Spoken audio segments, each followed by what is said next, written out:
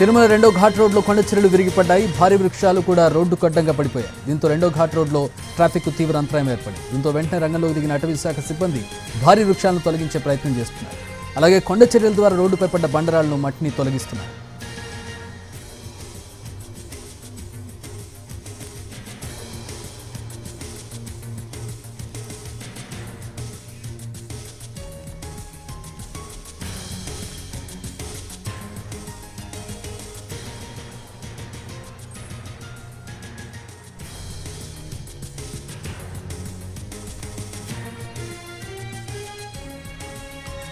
Bulldozer justice పై supreme court చారిత్రక తీర్పు వెలువరించింది. ఈ కేసులో వరుసగా దాఖలైన పిటిషన్లను justice BR Gavai, justice KV Viswanathan bench విచారించింది. ఇప్పటికే అక్టోబర్ 1న తీర్పును రిజర్వ్ చేసిన న్యాయస్థానం ఈరోజు తుది తీర్పు వెల్లడించింది. దేశవ్యాప్తంగా అన్ని రాష్ట్రాల్లో బుల్డోజర్ యాక్షన్ సరికాదని తేల్చి చెప్పింది సుప్రీంకోర్టు. అలాగే అధికారులు కోర్టు పాత్ర పోషించొద్దని అభిప్రాయపడింది. అంతేకాదు నిందితుల ఇళ్లు కూల్చే అధికారం ఎవరికీ లేదని తేల్చి చెప్పింది. అలాగే వాళ్ళు నిందితులైనప్పటికీ న్యాయం పొందే హక్కు ఉంటుందని స్పష్టం చేసింది సుప్రీంకోర్టు. అంతేకాదు బుల్డోజర్ యాక్షన్లో ఏ మతానికి సంబంధం ఉండొద్దని అభిప్రాయపడింది.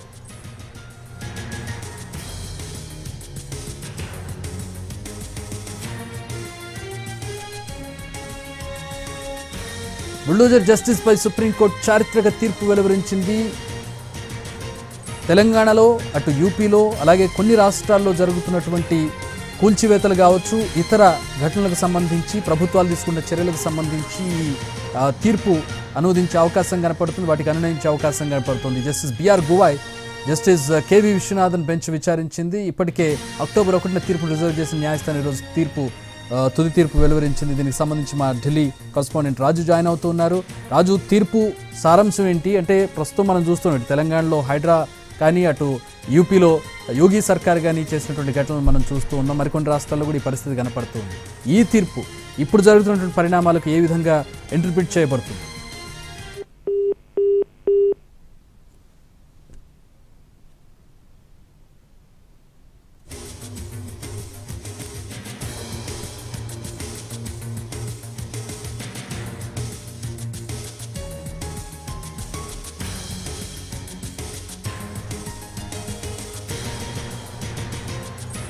తీర్పు వివరాలు మనం చూసినట్లయితే దేశవ్యాప్తంగా అన్ని రాష్ట్రాల్లో కూడా బుల్డోజర్ యాక్షన్ సరికాదని తేల్చి చెప్పింది సుప్రీంకోర్టు. అలాగే అధికారులు కోర్టు పాత్ర పోషించొద్దని అభిప్రాయపడింది. అంటే తమకి తాముగా డెసిషన్ తీసుకొని అక్కడ దాన్ని అమలు చేయడం అనేది కరెక్ట్ కాదనేది కోర్టు ఉద్దేశం. అంతేకాదు నిందితుల ఇళ్లు కూల్చే అధికారం, అంటే ఎక్కడైనా కానీ ఒక సమస్య ఉన్నా లేదంటే వాళ్ళు ఆక్రమణలకు పాల్పడ్డారని అన్నా కూడా వారు నిందితుల కిందకు వస్తారు. ఆ నిందితుల ఇళ్లను కూల్చే అధికారం ఎవరికీ లేదని తేల్చి చెప్పింది. అలాగే వాళ్ళు నిందితులు అయినప్పటికీ న్యాయం పొందే హక్కు వాళ్ళకు ఉంటుందని స్పష్టం చేసింది సుప్రీంకోర్టు. అంతేకాదు బుల్డోజర్ యాక్షన్లో ఏ మతానికి సంబంధం ఉండొద్దని అభిప్రాయపడింది.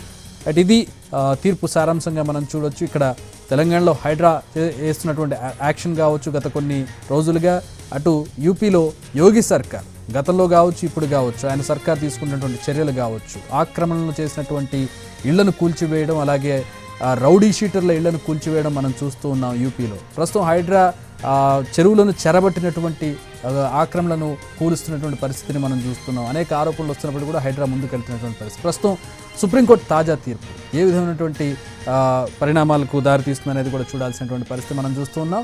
మా ఢిల్లీ కరెస్పాండెంట్ రాజు జాయిన్ అవుతున్నారు. రాజు, సుప్రీంకోర్టు తీర్పు సంబంధించిన కీలక అంశాలు మనకు కనబడుతూ ఉన్నాయి. ప్రస్తుతం జరుగుతున్న పరిణామాలకు ఏ విధంగా ఇంటర్ప్రిట్ అవుతాయి ఈ తీర్పులో ఉన్నటువంటి అంశాలు? చాలా కీలకమైనటువంటి తీర్పుగా చూడొచ్చు చక్రి. ఎందుకంటే ఎప్పుడైతే ఉత్తరప్రదేశ్లో యోగి సర్కార్ కొలువు తీరిన తర్వాత ఏ విధంగానైతే అంటే అక్రమార్కుల పైన పంజా విసురుతున్నారు, బుల్డోజర్ బాబా అంటూ పెద్ద ఎత్తున ప్రచారం జరుగుతుంది. కానీ ఇదే అంశాన్ని కోర్టులో సవాల్ చేశారు. మొదట ఉత్తరప్రదేశ్ కోర్టులో సవాల్ చేశారు, కానీ ఉత్తరప్రదేశ్ కోర్టులో తమకు న్యాయం దక్కలేదంటూ సుప్రీంకోర్టును ఆశ్రయించారు బాధితులు.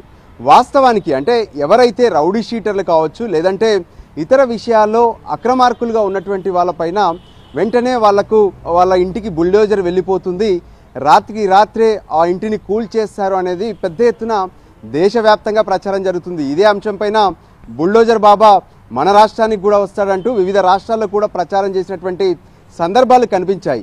అయితే ఈ విధంగా అంటే ఏదైనా ఒక కేసులో ఉన్నటువంటి వ్యక్తి కానీ లేదంటే ఇతర ఏదైనా కేసుల్లో ఉన్నటువంటి నిందితుల విషయంలో కానీ ఇటువంటి న్యాయం అనేది సరైంది కాదు. అంటే వాళ్ళ ఇంటిని కూల్చివేయడం అనేది సరైంది కాదు.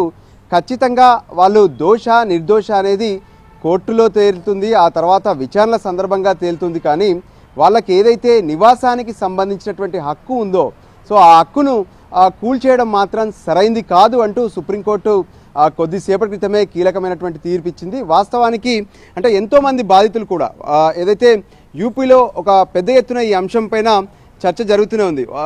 గతంలో పెద్ద ఎత్తున ఇక్కడ గూండా రాజ్యం ఉండేది, రౌడీ షీటర్లు పెద్ద ఎత్తున యూపీలో విచ్చలవిడిగా ఉండేవాళ్ళు. కానీ ఎప్పుడైతే యోగి ముఖ్యమంత్రిగా బాధ్యతలు చేపట్టారో ఆ తర్వాత పూర్తి స్థాయిలో ఇప్పుడు పకడ్బందీగా చర్యలు తీసుకుంటున్నారు. దానికి అనుగుణంగానే యూపీ మొత్తం కూడా గుండాలు లేని రౌడీలు లేని రాష్ట్రంగా మారిపోయింది అంటూ చెప్తున్నారు. కానీ అదే సమయంలో వాళ్ళపై తీసుకుంటున్నటువంటి చర్యలు రాష్ట్ర ప్రభుత్వం కొన్ని ప్రత్యేకమైనటువంటి చర్యలు తీసుకుంటుంది. ప్రత్యేకంగా బుల్డోజర్లతో వాళ్ళ ఇళ్లను కూల్చివేస్తుందనే విషయం పైన సుప్రీంకోర్టును ఆశ్రయించారు. ఫైనల్గా సుప్రీంకోర్టు మాత్రం కీలకమైనటువంటి జడ్జిమెంట్ ఇచ్చింది. ఎవరైతే నిందితులుగా ఉన్నారో లేదంటే దోషులుగా ఉంటారో వాళ్లకు చట్టపరమైనటువంటి వాళ్ళకి శిక్ష మాత్రమే ఉండాలి, కానీ వాళ్ళ ఇళ్లను కూల్చివేయడం మాత్రం సరైంది కాదు అంటూ తీర్పు ఇవ్వడం జరిగింది. చక్రి రాజు, ఇక్కడ చూసినట్లయితే యూపీలో జరిగినటువంటి కూల్చివేతలు వేరు, తెలంగాణలో జరుగుతున్నటువంటి వేరు. యూపీలో రౌడీ షీటర్లు వాళ్ళ పద్దు వేరు, వాళ్ళకు ఉన్నటువంటి నిందితులుగా వాళ్ళ మీద ఉన్నటువంటి ముద్ర వేరు, వాళ్ళ ఇళ్లను కూల్చడం అనేది అక్కడ కాంట్రవర్షియల్ అయింది. సో ఇక్కడ సందర్భం ఏంటంటే అక్కడ రౌడీల ఇళ్లను కూల్చడం కరెక్ట్ కాదు, వాళ్ళు నిందితులు అయి ఉండొచ్చు, వాళ్ళ మీద చర్యలు తీసుకుంటాం, శిక్ష పడుతుంది. కానీ వాళ్ళ ఇళ్లను కూల్చడం కరెక్ట్ కాదనేది కోర్టు ఉద్దేశంగా కనపడుతుంది. మిగతా రాష్ట్రాలకు సంబంధించి కూడా దీన్ని ఆపాదించవచ్చా ఆపాదించకూడదా, అసలు కోర్టు తీర్పు ఏం చెప్తోంది? ఎస్, కోర్టు ఇచ్చినటువంటి ఆర్డర్ మాత్రం ప్రత్యేకంగా ఈ నిందితులకు సంబంధించినటువంటి అంశాల్లో ఏ విధంగానైతే యూపీ సర్కార్ చేసినటువంటి చర్యలు ఉన్నాయో వాటి విషయంలో మాత్రమే ఇచ్చింది. ఇది ఇతర రాష్ట్రాలకు ఆయా రాష్ట్రాల్లో ఉన్నటువంటి కొన్ని పాలసీలకు మాత్రం ఆపాదించే అవకాశం అయితే స్పష్టంగా కనిపించట్లేదు. ప్రత్యేకంగా యూపీకి పైగా నిందితుల ఇళ్లను కూల్చివేస్తున్నటువంటి అంశం పైన మాత్రమే సుప్రీంకోర్టు ఈ తీర్పు ఇవ్వడం జరిగింది. Chakri, all right, thanks for the updates Raju. So దీన్ని అక్కడి వరకే కన్ఫైన్ చేసే అవకాశం కనపడుతుంది, ఎందుకంటే సందర్భం వేరు. అంటే రౌడీ షీటర్లకు సంబంధించి, దొంగలకు సంబంధించి, లేదంటే అక్రమార్కులకు సంబంధించి నిందితులుగా ఉన్నటువంటి వారి ఇళ్లను కూల్చడం మీదే ప్రధానంగా ఈ తీర్పు మనకి కనబడుతోంది.